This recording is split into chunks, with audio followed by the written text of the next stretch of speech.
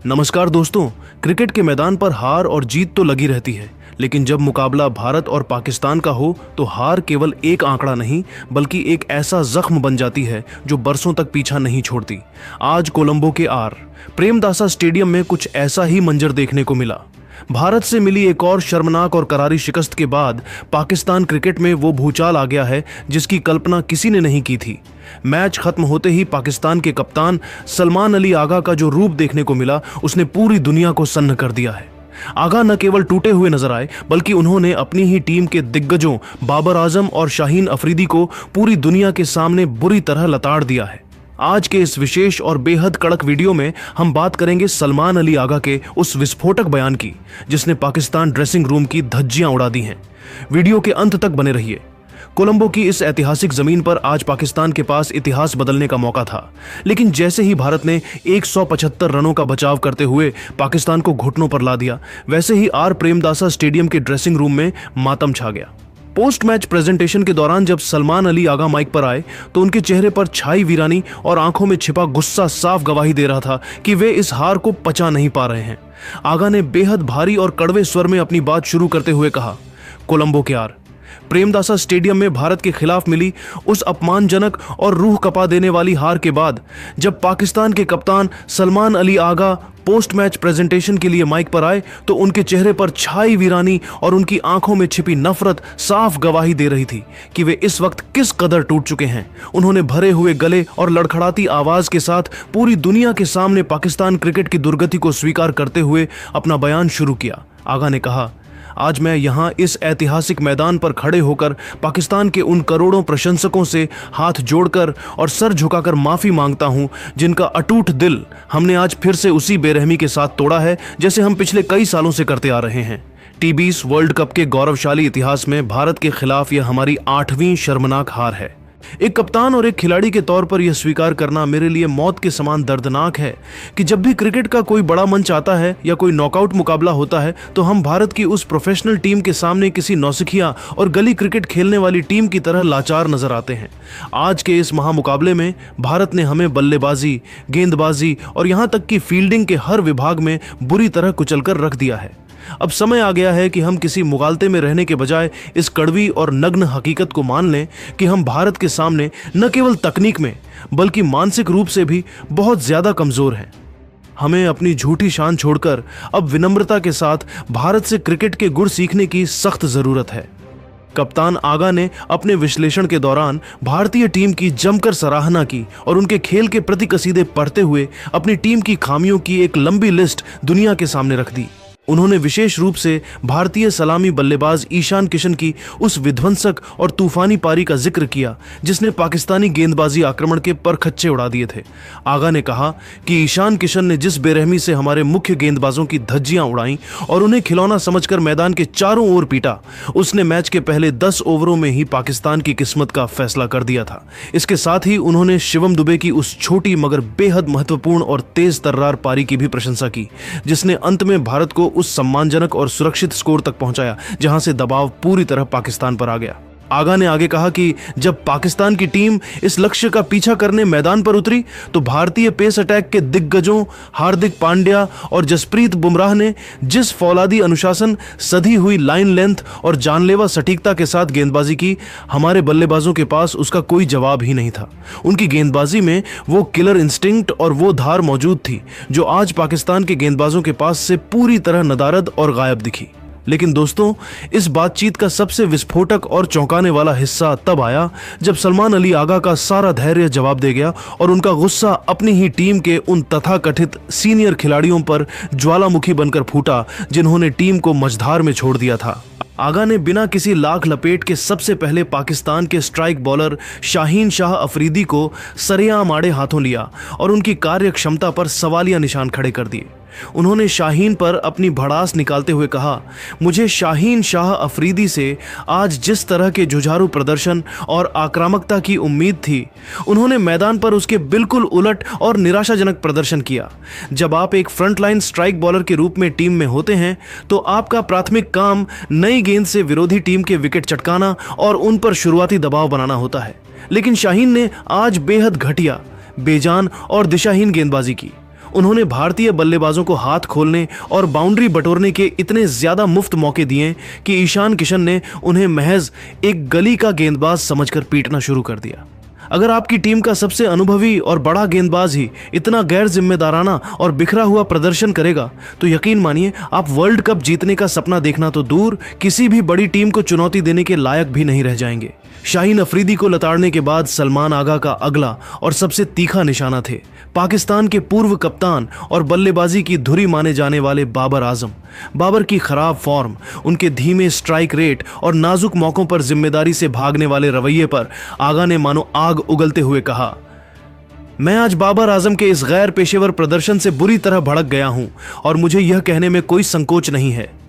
वे इस टीम के सबसे अनुभवी और वरिष्ठ बल्लेबाज हैं।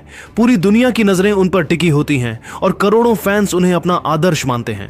लेकिन अफसोस कि जब टीम को उनकी सबसे ज्यादा और सख्त जरूरत होती है तो वे क्रीज पर लड़ने के बजाय बिना संघर्ष किए सरेंडर कर देते हैं। अगर बाबर जैसा अनुभवी और बड़ा बल्लेबाज ऐसे हाई वोल्टेज मैचों में बिना पैर जमाए, बिना जिम्मेदारी लिए और बिना टीम को संभाले आउट होकर पवेलियन लौट जाएगा तो अब वह वक्त आ चुका है जब टीम में उनकी जगह और उनके स्थान पर बहुत ही ज्यादा गंभीर और कड़े सवाल उठाए जाने चाहिए। पाकिस्तान क्रिकेट अब सिर्फ नाम के बड़े खिलाड़ियों का बोझ नहीं ढो सकता, हमें मैदान पर ठोस प्रदर्शन चाहिए।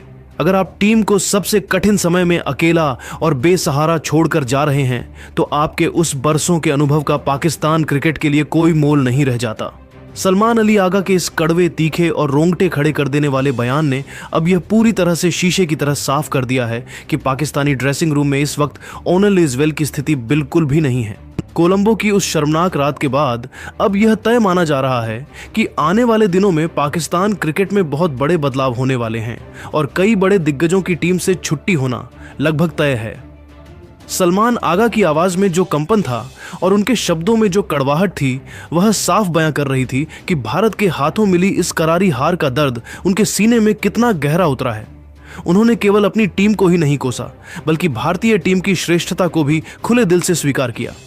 आगा ने भरे मन से कहा कि भारत की फील्डिंग का स्तर, उनकी पॉजिटिव बॉडी लैंग्वेज और सबसे बढ़कर दबाव की स्थिति में उनका पैनिक न करने वाला शांत रवैया पूरी दुनिया के लिए एक मिसाल है। आगा का मानना है कि भारतीय खिलाड़ी मैच की हर परिस्थिति में, चाहे वो खेल का मैदान हो या मानसिक जंग, हमसे हमेशा 2 कदम आगे रहते हैं और यही मानसिक मजबूती यानी मेंटल टफनेस ही उनकी सबसे बड़ी ताकत है जिसे पाकिस्तान कभी हासिल नहीं कर पाया। दोस्तों, पाकिस्तान के कप्तान सलमान अली आगा के इस विस्फोटक, बेबाक और ईमानदारी से भरे बयान ने पूरे क्रिकेट जगत में एक नई बहस छेड़ दी है। एक कप्तान का अपनी ही टीम के सबसे बड़े सुपरस्टार्स के खिलाफ इस तरह सार्वजनिक रूप से जहर उगलना यह बताता है कि पानी अब सिर से ऊपर जा चुका है। क्या आपको भी ऐसा लगता है कि सलमान आगा का बाबर आजम और शाहीन अफरीदी जैसे सीनियर खिलाड़ियों पर इस कदर भड़कना पूरी तरह से सही और जायज है? क्या वाकई में अब वह समय आ गया है जब पाकिस्तान को नाम के पीछे भागना बंद कर देना चाहिए और बाबर आजम जैसे बड़े खिलाड़ियों को टीम से बाहर का रास्ता दिखाकर नए खून को मौका देना चाहिए? यह हार केवल एक मैच की हार नहीं है बल्कि यह पाकिस्तान क्रिकेट के उस अहंकार की हार है जो बार बार भारत से टकराकर चकनाचूर हो जाता है। आगा ने जिस तरह से अपनी टीम की खामियों को उजागर किया है उसने पीसीबी के गलियारों में भी भूकंप ला दिया है। अब देखना यह होगा कि क्या बाबर और शाहीन इस अपमान का जवाब मैदान पर दे पाएंगे या फिर पाकिस्तान क्रिकेट का यह पतन उन्हें गुमनामी के अंधेरे में ले जाएगा।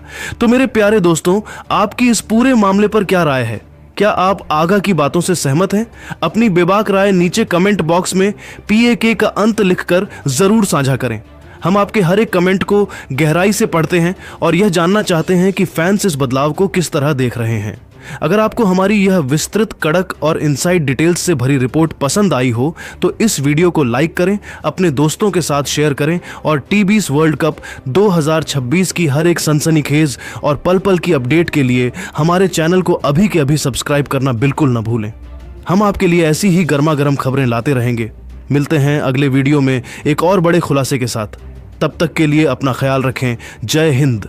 तो जैसे कि आप सभी ने इस वीडियो में देखा कि पाकिस्तान के कैप्टन सलमान आगा ने क्या कुछ कहा। भाई देखो, ऑनेस्टली पॉइंट ऑफ व्यू तो मेरा इस पर यही है कि उनके पास कुछ कहने को था ही नहीं। आई मीन लिटरली पाकिस्तान के जब मैचेस होते रहे हैं पीछे पास में, उनके पास कुछ ना कुछ तो होता था। एक परफॉर्मेंस होती थी कोई ना कोई जिसके बारे में वो बात कर सकते हैं, या कोई एक ऐसा इंसिडेंट जिसको वो ग्लोरीफाई कर सकते हैं और बता सकते हैं वो क्यों हारे। लेकिन इस मैच में तो कुछ था ही नहीं। It was a clear cut match, one sided match. और मैं सुबह से ही आज सबको अपने घर में ऑफिस में बता रहा था कि match is going to be one sided, because Indian cricket team का कॉन्फिडेंस बहुत ही ऊपर था यार। सूर्य कुमार यादव हमारे कैप्टन इस मैच से बहुत पहले इस बात को कह चुके थे कि हम कोलंबो जा रहे हैं खेलने। That was the confidence. और उधर उनके पीएम स्टेटमेंट दे रहे थे कि हम मैच नहीं खेलेंगे।